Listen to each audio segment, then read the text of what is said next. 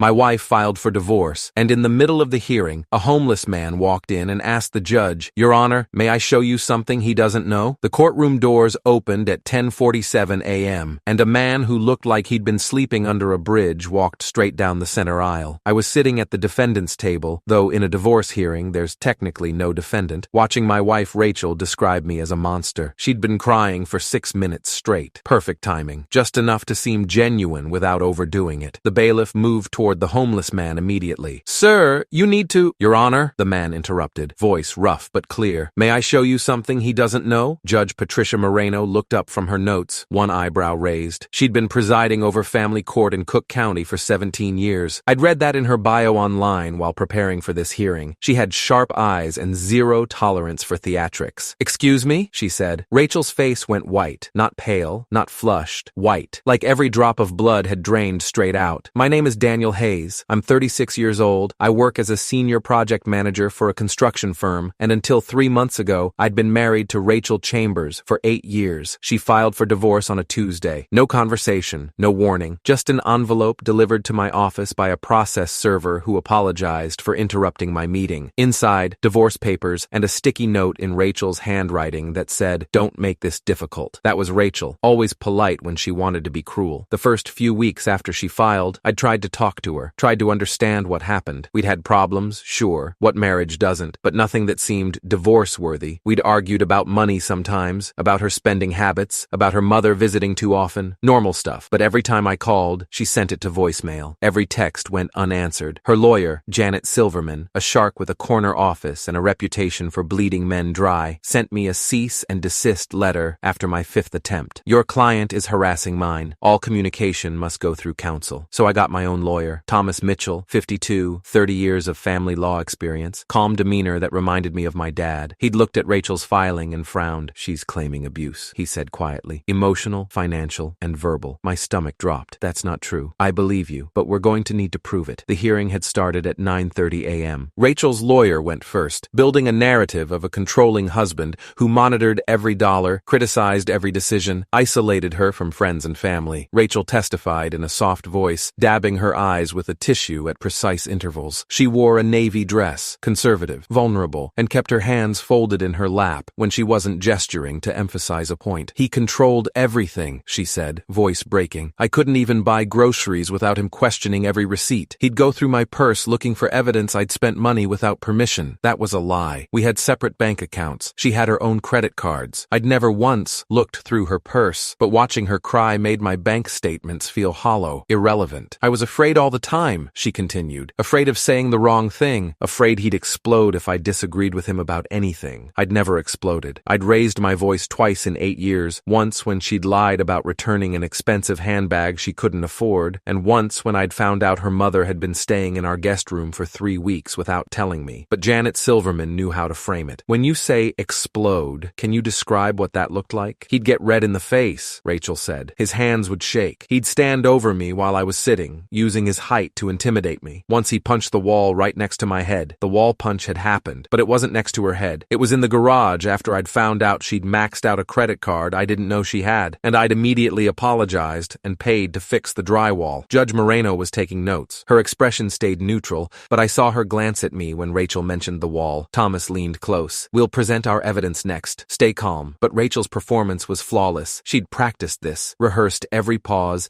every tear, every trembling hand gesture. "The worst part," Rachel said, voice dropping to almost a whisper, "was feeling like I was disappearing, like I didn't exist except as an extension of him, his convenient wife, his showcase piece at company events. That one actually hurt, because there was a grain of truth in it. I'd been focused on work, on climbing the ladder, on providing. I'd taken her to every company event and introduced her proudly, but had I actually asked what she wanted, what she needed? Maybe not enough. He made me feel worthless," Rachel finished, "like I was lucky he'd married me, like I should be grateful he put up with me. I'd never said anything like that, never even thought it, but the way she looked at Judge Moreno, direct eye contact, chin trembling just slightly, made it seem true." Janet Silverman sat down with a satisfied expression. "No further questions, Your Honor." Judge Moreno looked at Thomas. "Mr. Mitchell?" Thomas stood. He had a folder thick with documentation, bank statements, text message transcripts, testimony from friends. "Your Honor, I'd like to present evidence that directly contradicts." That's when the courtroom doors opened. The homeless man stepped inside, stared. He was maybe 60, wearing clothes that looked like they'd been slept in for weeks. Dirty jeans, a jacket with stains I didn't want to identify, gray beard that hadn't been trimmed in months, but his eyes were clear, sharp, focused. The bailiff, Officer Marcus Rodriguez, according to his name tag, built like he could bench press a car, intercepted him immediately. "Sir, this is a closed hearing. You can't be here, Your Honor," the man said, not looking at Rodriguez, keeping his eyes on the judge. "May I show you something he doesn't know?" I'd never seen him before in my life. Rachel's face went white. Judge Moreno set down her pen. "Who are you?" "My name is Walter Freeman," the man said. "I volunteer at the 5th Street shelter, serve meals sometimes, help where I can." He pulled a phone from his pocket, cracked screen held together with packing tape, battery probably from 2015. "3 weeks ago, I recorded something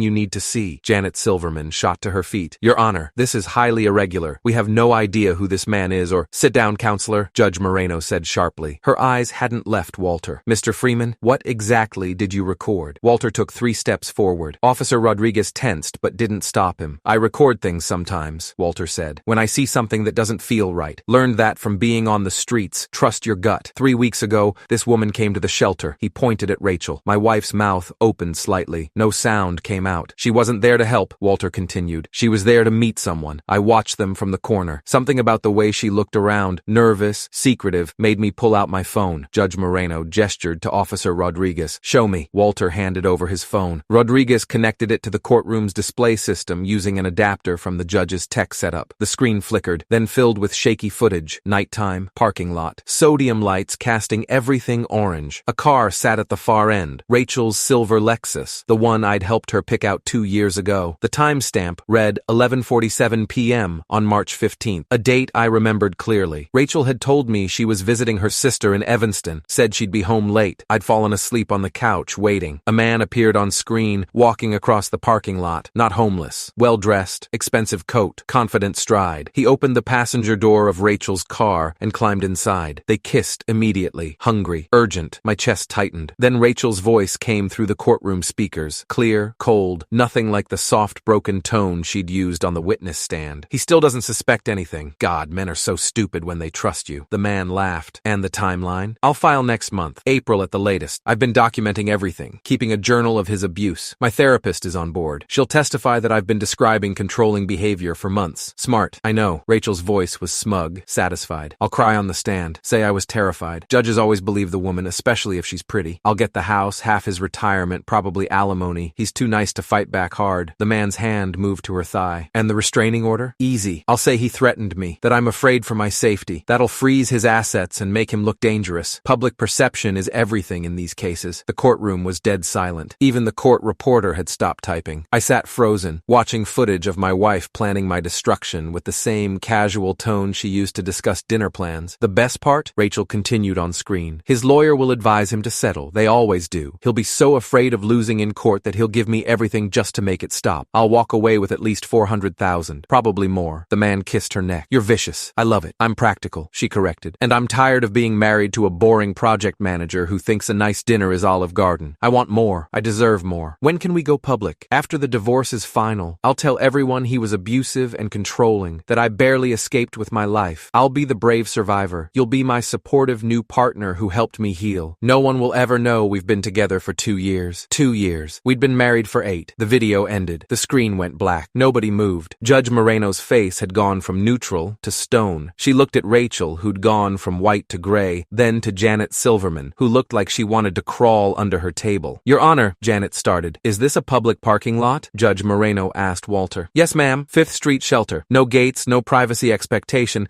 I checked with a lawyer before I came. It's legal." Judge Moreno turned to Rachel. "Ms. Chambers, do you wish to revise your testimony?" Rachel's mouth opened, closed. Her eyes darted to the exit. She looked at me for the first time since the video started, not with remorse, not with shame, with pure, undiluted rage, like I'd somehow orchestrated this, like I'd betrayed her. "I need a recess," Janet Silverman said quickly, standing. "My client needs time to—" "Denied," Judge Moreno said flatly. She closed her notebook with a sharp snap. "This hearing is over." She looked directly at Rachel. "I'm dismissing your petition with prejudice. Your claims of abuse are clearly fraudulent. Your documented plan to commit perjury and fraud against Mr. Hayes has been submitted as evidence. If Mr. Hayes wishes to file countercharges, and I strongly suggest he does, this court will fully support those proceedings." Janet Silverman's face had gone pale. "Your Honor, my client. Your client just committed committed multiple felonies in my courtroom, counselor. I suggest you advise her to get a criminal defense attorney. Judge Moreno looked at Thomas. Mr. Mitchell, I'll expect your counterclaim within the week. Perjury, fraud, conspiracy to commit fraud, and anything else you can document. Thomas stood. Yes, Your Honor. Rachel exploded. She shot to her feet, chair scraping back hard. You set this up, she screamed at me. You paid him. You. Officer Rodriguez moved fast. Ma'am, sit down. This is bullshit. Rachel's voice had lost all its soft vulnerability.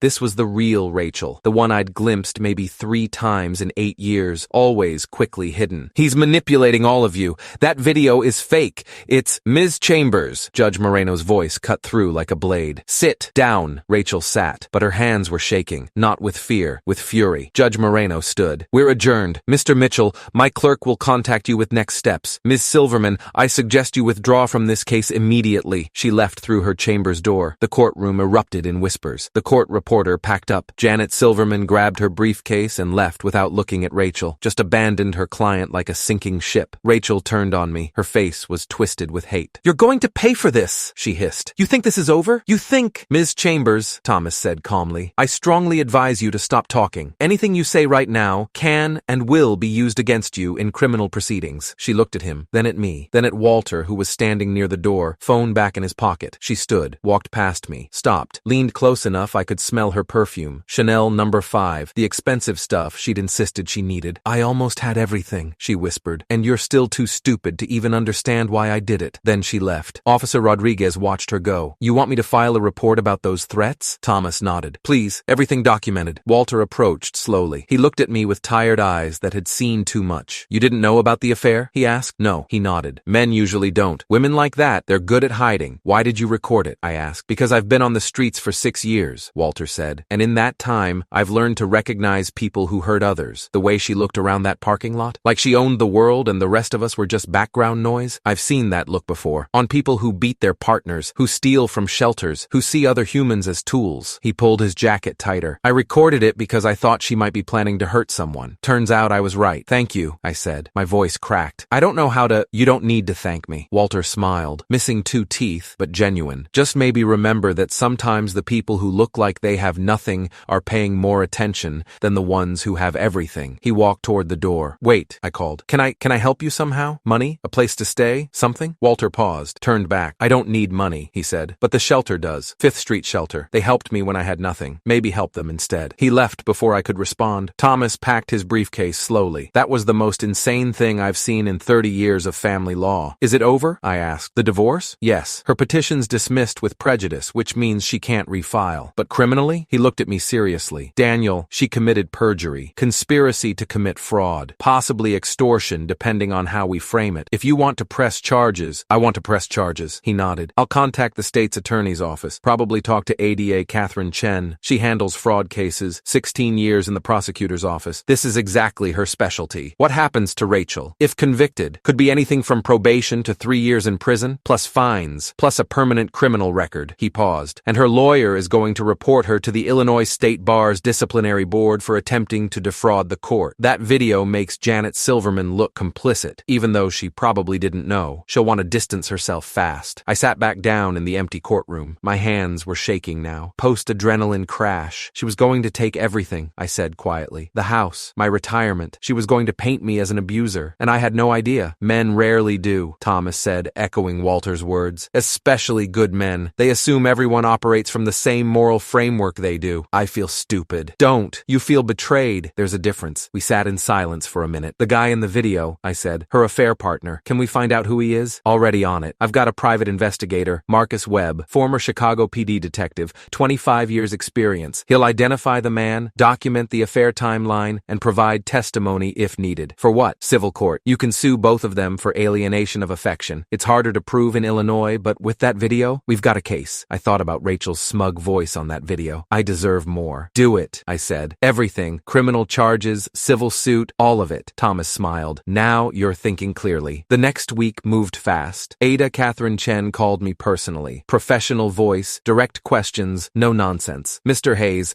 I've reviewed the evidence. I'm filing criminal charges against Rachel Chambers for perjury, fraud, and conspiracy to commit fraud. We'll need your testimony and cooperation. You have it. Good. We'll schedule a deposition. In the meantime, do not contact her directly. No texts, no calls, nothing. Understood? Understood. Marcus Webb, the PI, identified Rachel's affair partner within 48 hours. His name was Connor Matthews, 39, divorced, worked as a pharmaceutical sales rep, good salary, flashy lifestyle. He and Rachel had been meeting at hotels throughout Chicago for almost 2 years. Marcus had credit card receipts, hotel security footage, text messages between them going back to June 2022. She was careful, Marcus told me over coffee at a diner in Lincoln Park, but not careful enough. They used the same 3 hotels, always paid in cash, but hotel security cameras don't lie. I've got footage of them checking in together at the Conrad on 5 separate occasions. Is that enough for a civil suit? More than enough. Alienation of affection requires proof of love and affection destroyed by a third party. We've got timeline documentation showing exactly when the affair started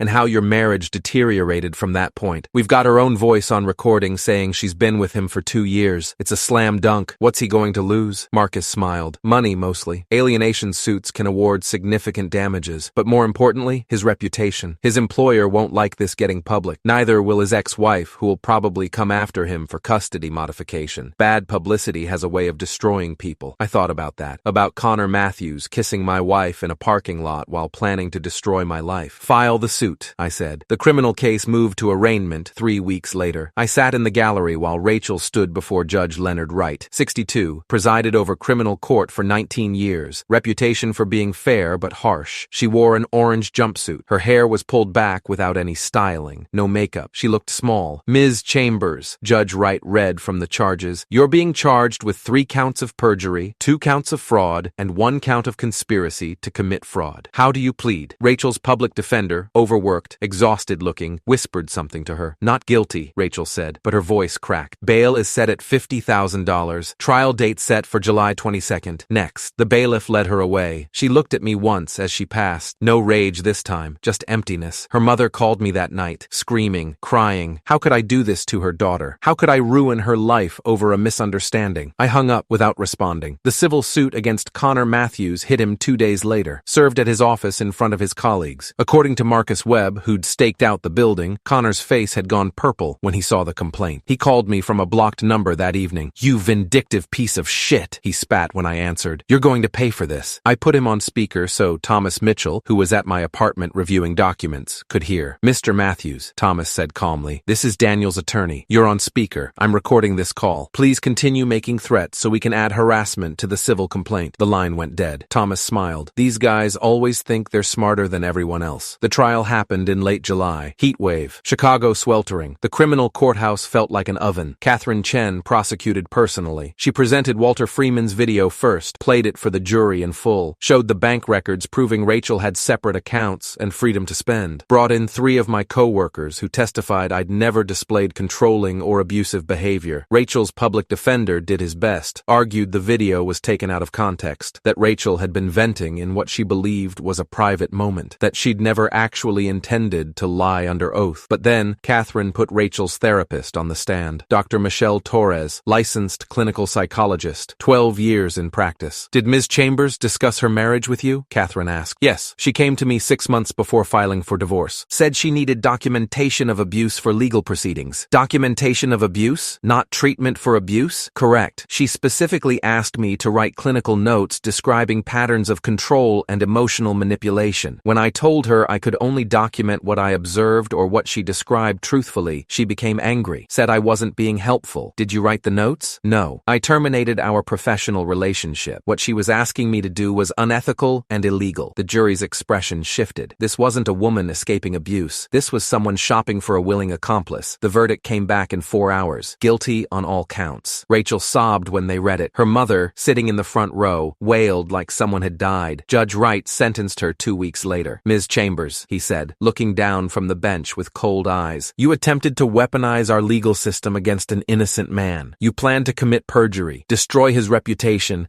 and steal his assets through fraud. The only reason you failed is because a homeless man with a cheap cell phone had more integrity than you ever demonstrated. He paused. I'm sentencing you to 2 years in the Illinois Department of Corrections, followed by 3 years probation. You'll also pay restitution to Mr. Hayes for legal fees and court costs. Additionally, I'm recommending the Illinois Bar report this case to any jurisdiction where you might seek legal remedy in the future. Your actions have consequences. Maybe you'll learn that. The bailiff led her away. She didn't look at me this time. The civil suit against Connor Matthews settled out of court. His lawyer, expensive, nervous, offered $175,000 to make it go away quietly. Thomas advised me to take it. We could win more at trial, but this is guaranteed money. Plus, it saves you the stress. I took it. Connor lost his job 2 weeks later. His pharmaceutical company saw the news coverage and decided he was a liability to company reputation. His ex-wife filed for custody modification, claiming moral fitness concerns. He was paying for his choices, too. 6 months after Walter Freeman walked into that courtroom,